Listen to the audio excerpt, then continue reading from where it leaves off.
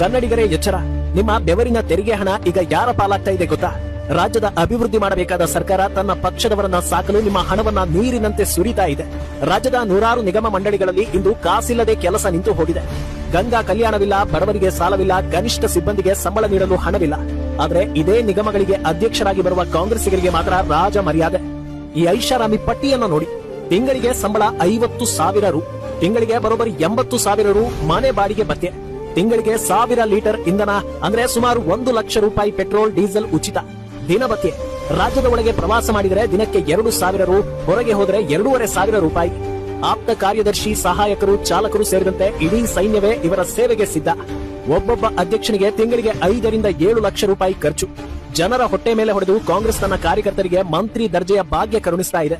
ಇದು ಅಧಿಕಾರದ ದುರುಪಯೋಗವಲ್ಲದೆ ಮತ್ತೇನು? ನಮ್ ಎಂಜಲು ನಮ್ ಉಚ್ಚೆ ಕುಡ್ದು ನಮ್ ಹೇಳ್ತೀನಿ ಬದುಕುದ್ ನನ್ನ ಮಕ್ಕಳು ನೀವು.